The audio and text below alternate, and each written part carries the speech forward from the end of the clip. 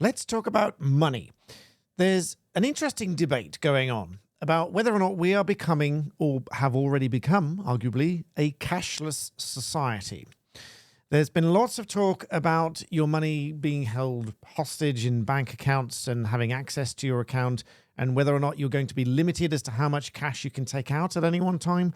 I know certainly even 10 years ago, you needed a raft of ID to take any form of cash out of a bank. But this story is even more interesting than that. Could it be discriminatory to restrict services to digital payments only? Let's take a closer look.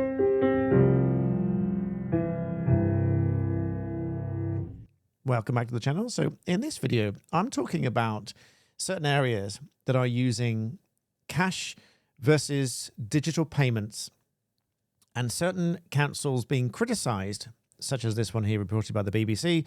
Certain council urged to change the higher fee parking policy.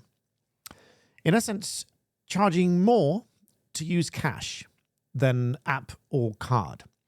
Why? They say because it costs money and there's an increasing cost to running these machines. Well, granted, but what about the knock-on effects here?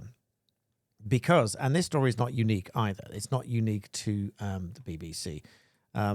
LBC goes as far to say, or quoting to say, nothing short of discriminatory. And so there's something to be said here. So let's talk about this. Now, on the face of it, how you pay for something is not in and of itself and by itself discriminatory. However, one of the driving factors underneath here for the complaint is that a lot of people, and to be blunt about it, older people that don't necessarily adapt and adopt technology, don't have these apps, may not want to pay with cards, may want to pay in a traditional form because that's what they are used to, that's what they want to stick to. And certain areas that are restricted only to an app, they may not want to adapt and they may not feel they can adapt. And some people may not be able to adapt at all, or may find it much more difficult to do so. So there's a number of different ways that that might affect people. Can that be discriminatory? Well, the Equality Act includes age as one of the protected characteristics, obviously. So maybe not direct discrimination, but certainly indirect discrimination, in that they are not being deliberately treated less favorably because of their age, but as a consequence of something done by one of these car parks or these councils. As a consequence, they may ultimately be less favorably treated, because if they are not able to adapt to the technology and to use an app to make the payment, and therefore have to use cash for that reason, and they have to pay more, that could well be discriminatory, albeit indirect. Some people may make the argument that it is direct discrimination, but a safer argument would be indirect. And so regardless of whether it's direct or indirect, it would be unlawful if it were found to be discriminatory. And a lot of people are making these criticisms of different places.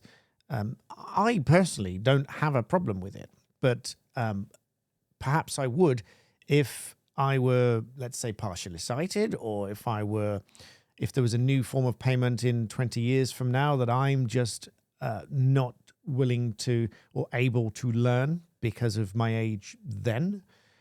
That's what we have now. If people currently are at an age where they don't feel that they can learn how to use these apps and, sign up and log in and find the right app for the right car park and find the location. And even I sometimes struggle to remember which. I've got 7 or 8 of them, different parking apps for all over the place, especially now with electric vehicles. I've got another half a dozen of them for electric vehicle charging, and I've got £10 here, there, and everywhere on these accounts to top the car up when I park in certain places.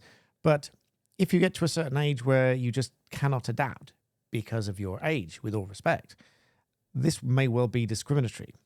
So that's my view on this at the moment. And this is certainly something that is rolling out. And the same argument was had just recently about the closure of ticket offices in train stations around the country.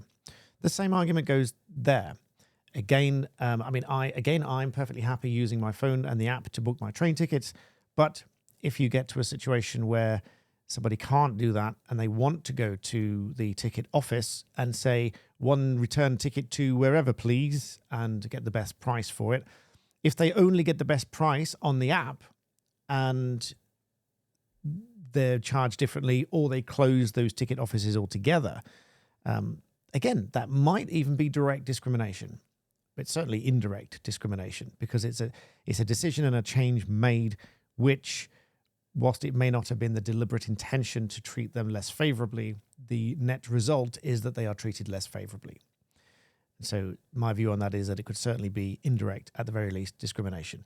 Let me know what you think in the comments to this. Do you prefer using an app and still stand by the cash machines, or do you not care about the cash machines? Or have you got concerns about this when you get to an age where maybe you would find it difficult? Let me know in the comments what you think. Make sure you like the video and subscribe. And as always, I thank you for watching.